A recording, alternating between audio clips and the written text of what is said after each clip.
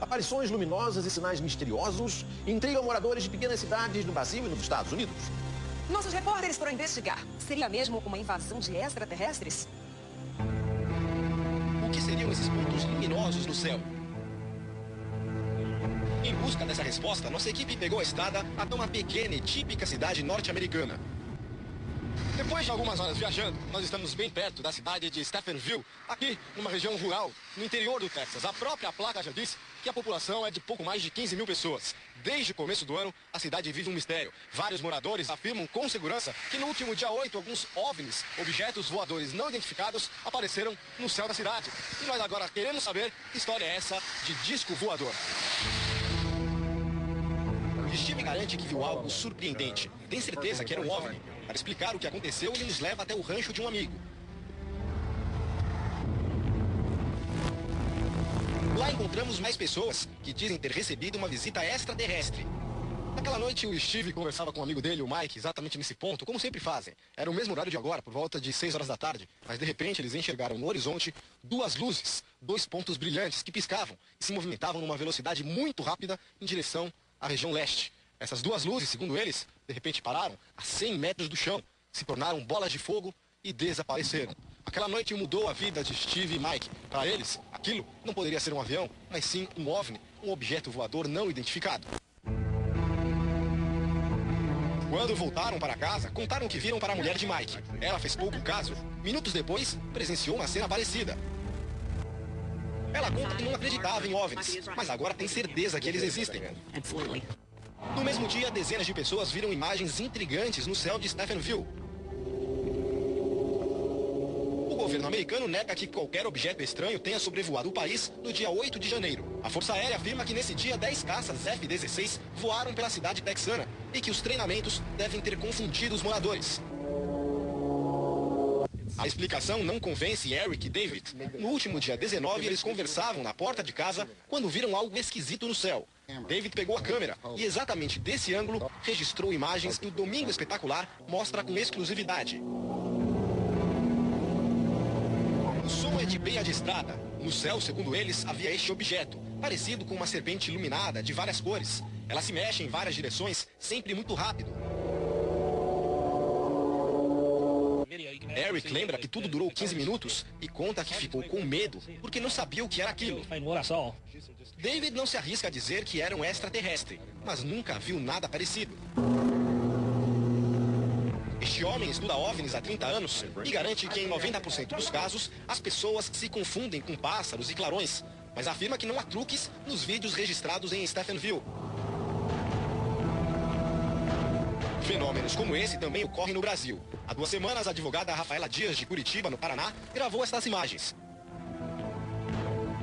Ela estava no balneário de Atami, litoral sul do estado. Tinha bastante estrela e a luz era bem mais intensa que uma estrela.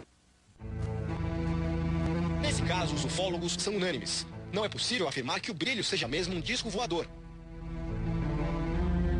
Em Riolândia, uma pequena cidade do interior de São Paulo, marcas no canavial de uma pousada ganharam ares de mistério.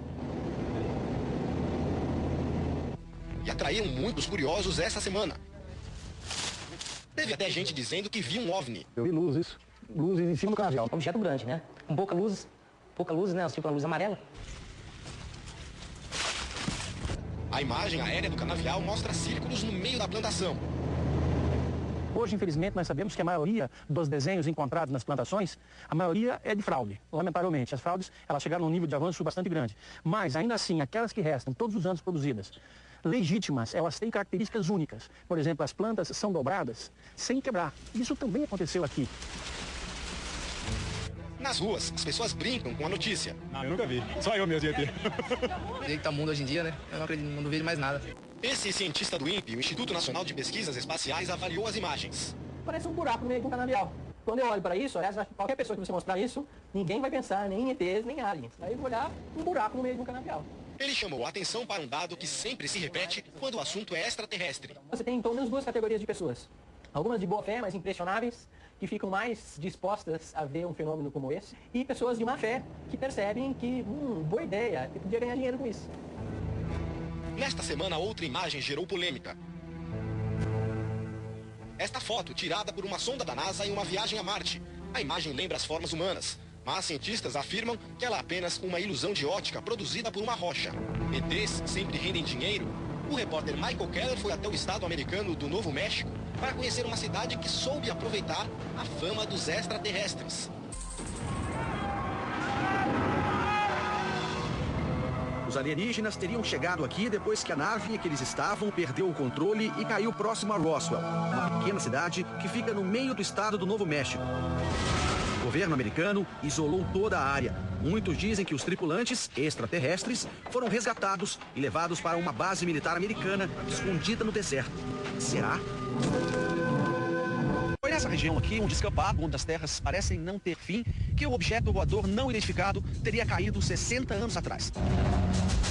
Hoje, muitos visitantes vêm de vários lugares do mundo só para ver o lugar. Até hoje, 60 anos depois do incidente, nada foi confirmado. Mesmo assim, Roswell sobrevive na fama. A cidade se transformou na capital mundial dos ETs.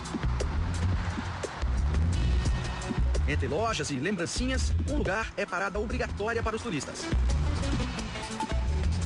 Bom, gente, chegamos ao Museu dos Extraterrestres aqui de Roswell. Vamos ver o que tem de bacana nisso tudo.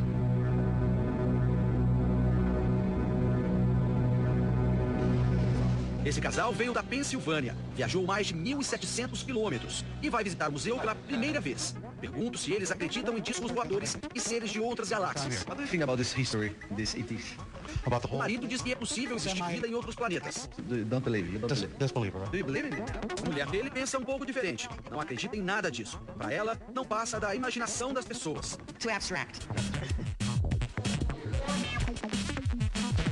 Os pontos coloridos no mapa mostram de onde vieram os turistas que visitam o museu.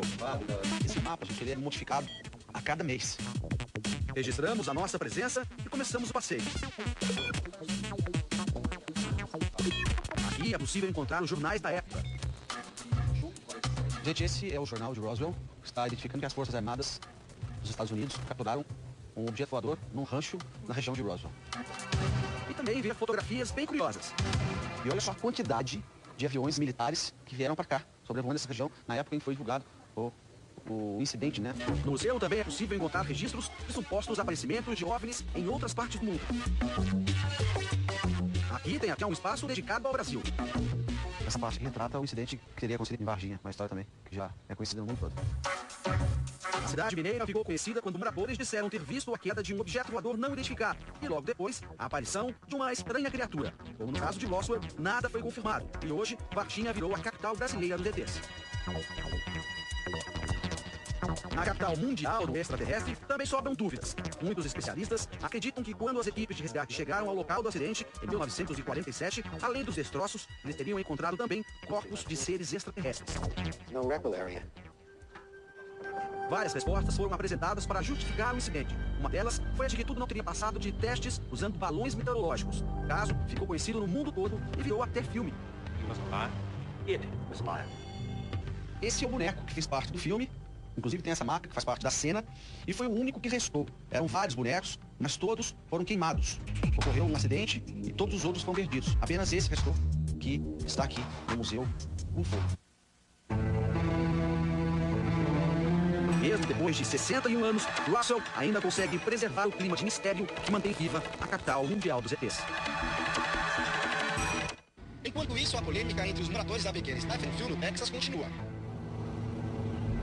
A cidade teria sido visitada por extraterrestres. Toda essa história mudou a rotina em Stephenville. Até bem pouco tempo atrás, a cidade era conhecida como a capital mundial dos cowboys. Não é mais, agora é a capital dos OVNIs, o UFO em inglês, e as lojas aproveitam. Essa aqui já mandou confeccionar mais de 2.000 camisetas sobre o tema, algumas até bem divertidas. Como sempre, os americanos transformam um evento em bom negócio. Esta senhora comprou 6 camisetas, uma encomenda de parentes da Califórnia. Já este jovem afirma que tudo isso não passa de mito, mas ele vê um lado positivo. Pelo menos, a cidade ficou conhecida.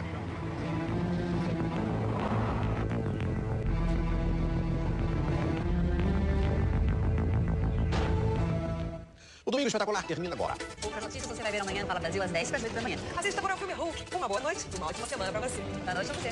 Boa noite, boa sorte.